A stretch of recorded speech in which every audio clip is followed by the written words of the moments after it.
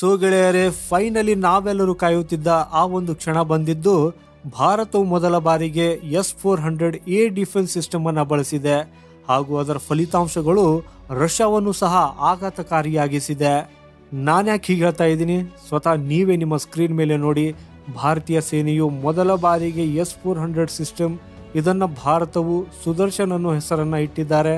ಇದರ ಒಂದು ಉಪಯೋಗವನ್ನು ಈಗ ಮಾಡಿದೆ. ಇದಕ್ಕಾಗಿ ಒಂದು ಎನ್ವೈರ್ಮೆಂಟ್ ಅನ್ನು ಕ್ರಿಯೇಟ್ ಮಾಡಲಾಗಿತ್ತು.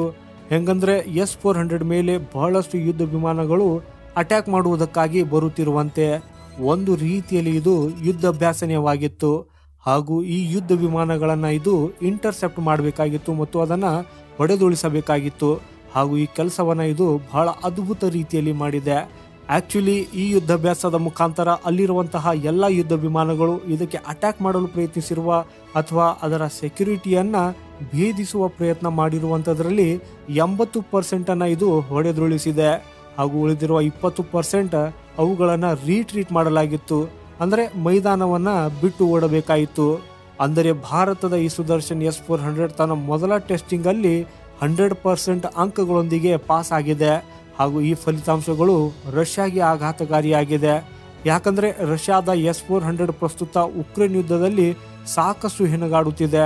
ಆದರೆ ಭಾರತದ S-400 ವಿಭಿನ್ನ ರೀತಿಯಲ್ಲಿ ತನ್ನ ಕಾರ್ಯನಿರ್ವಹಿಸುತ್ತಿದೆ.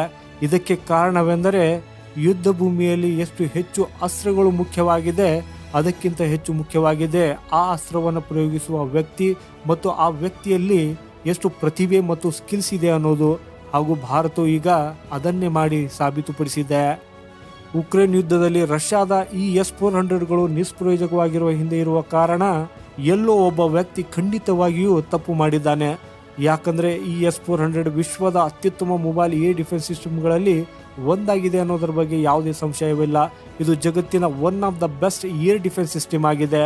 ಹಾಗೂ ನಾವು S-400 ಸರಿಯಾಗಿ ಬಳಸಿದರೆ ಮತ್ತು ಅದನ್ನು ಸರಿಯಾಗಿ ನಿರ್ವಹಿಸಿದರೆ ಅದು ಅದ್ಭುತಗಳನ್ನು ಮಾಡಬಹುದು ಅನ್ನೋದನ್ನು ಭಾರತೀಯ ಸೇನೆಯು ಮತ್ತೊಮ್ಮೆ ಸಾಬೀತುಪಡಿಸಿದೆ.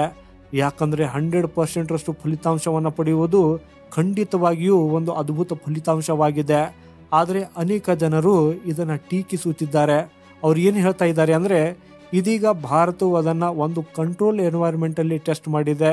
ಅಂದರೆ ಈ ಯುದ್ಧ ಅಭ್ಯಾಸದ ಸಮಯದಲ್ಲಿ ಎಷ್ಟು ಯುದ್ಧ ವಿಮಾನಗಳು ಅಟ್ಯಾಕ್ ಮಾಡ್ತವೆ, ಆ ಯುದ್ಧ ವಿಮಾನಗಳ ಕೆಪಾಸಿಟಿ ಏನು, ಅದರ ವೈಶಿಷ್ಟ್ಯಗಳೇನು ಅನ್ನೋದು ನಿಮಗೆ ಗೊತ್ತಿರುತ್ತದೆ.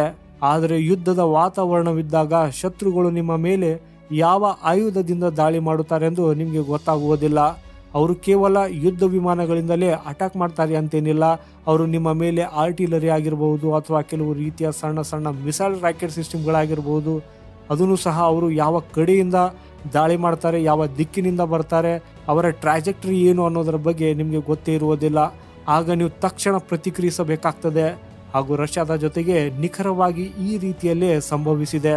ಯಾಕಂದರೆ ಉಕ್ರೇನ್ ಯುದ್ಧದ ಮೊದಲು ರಷ್ಯಾ ಮಾಡಿದ ಎಲ್ಲ S-400 ಪರೀಕ್ಷೆಗಳು ಅತ್ಯುತ್ತಮ ಫಲಿತಾಂಶಗಳೊಂದಿಗೆ ಉತ್ತೀರ್ಣರಾಗಿದ್ದವು. ನೀವು ಇದನ್ನು ತಿಳ್ಕೊಂಡು ಆಶ್ಚರ್ಯಪಡಬಹುದು. ರಷ್ಯಾವು ಸುಮಾರು 10 ವರ್ಷಗಳವರೆಗೂ ಇದರ ಒಂದು ಟೆಸ್ಟ್ ಮಾಡುತ್ತಲೇ ಇತ್ತು. ಯಾವುದೇ ಒಂದರಲ್ಲಿ ಇದು ಫೇಲ್ ಆಗಿದ್ದಿಲ್ಲ. ಹಾಗೂ ಇಲ್ಲಿಯವರೆಗೆ ರಷ್ಯಾ ಇದು ಅಮೆರಿಕಾದ F-35 ಮತ್ತು F-22 ಹೊಡೆದುಳಿಸುವ ಸಾಮರ್ಥ್ಯವನ್ನು ಹೊಂದಿದೆ ಅನ್ನೋದನ್ನು ಕೂಡ ಘೋಷಿಸಿತು. ಆದರೆ ಉಕ್ರೇನ್ ಯುದ್ಧ ಬಂದಾಗ ಅದು ಕಂಟ್ರೋಲ್ ಎನ್ವೈರ್ಮೆಂಟ್ ಇಲ್ಲದ ಕಾರಣ ಅದರ ಯಶಸ್ಸಿನ ಪ್ರಮಾಣವು ತುಂಬ ವೇಗವಾಗಿ ಕುಸಿಯಿತು. ಅದಕ್ಕಾಗಿ ಭಾರತೀಯ ಸೇನೆಯು S-400 ಅನ್ಕಂಟ್ರೋಲ್ ಎನ್ವೈರ್ಮೆಂಟಲ್ಲಿ ಪರೀಕ್ಷೆಯನ್ನು ಮಾಡಲೇಬೇಕು ಅನ್ನೋದನ್ನು ಹೇಳಲಾಗುತ್ತಿದೆ. ಅಂದರೆ ಇದರಿಂದ ಯಾವ ದಿಕ್ಕಿನಿಂದ ಏನು ಬರ್ತಾ ಇದೆ ಮತ್ತು ಯಾವ ಆಯುಧದಿಂದ ದಾಳಿ ಮಾಡಲಾಗುತ್ತಿದೆ ಅನ್ನೋದನ್ನು ತಿಳಿಯುವ ಇಂಥ ಒಂದು ಯುದ್ಧಾಭ್ಯಾಸವನ್ನು ಖಂಡಿತವಾಗಿ ಮಾಡಲೇಬೇಕು. ಹಾಗೂ ಇದು ಪಾಸಿಬಲ್ ಆದರೆ ನಮ್ಮ ಬಹಳಷ್ಟು ಹಳೆಯ ಮಿಸೈಲ್ ಇವೆ, ಹಳೆಯ ಆಯುಧಗಳಿವೆ. ಈ S-400 ಉಪಯೋಗ ಮಾಡುತ್ತಾ ಅವುಗಳನ್ನು ಆಕ್ಚುಯಲ್ ಆಗಿ ಹೊಡೆದುಳಿಸಬೇಕು. ಆಗ ಮಾತ್ರ ನಾವು ಅದರ ಸಾಮರ್ಥ್ಯ ಮತ್ತು ದೌರ್ಬಲ್ಯಗಳನ್ನು ತಿಳಿಯುತ್ತೇವೆ. ಹಾಗೆಯೇ ನನಗೆ ಗೊತ್ತು, ಕೆಲವು S-400 ಅಭಿಮಾನಿಗಳು ನಾನು ಇದರ ಬಗ್ಗೆ ಪ್ರಶ್ನೆ ಮಾಡ್ತಾ ಇರೋದ್ರಿಂದ ಖುಷಿಯಾಗಿಲ್ಲ ಅಂತ. ಆದರೆ ಇದೇ ಸರಿಯಾಗಿದೆ. ಯಾಕಂದರೆ ಶತ್ರು ನಿಮ್ಮ ದೌರ್ಬಲ್ಯವನ್ನು ತಿಳಿದುಕೊಳ್ಳುವ ಮೊದಲು ನೀವೇ ಅದನ್ನು ತಿಳಿದುಕೊಂಡು ಸುಧಾರಿಸುವುದು ಉತ್ತಮ.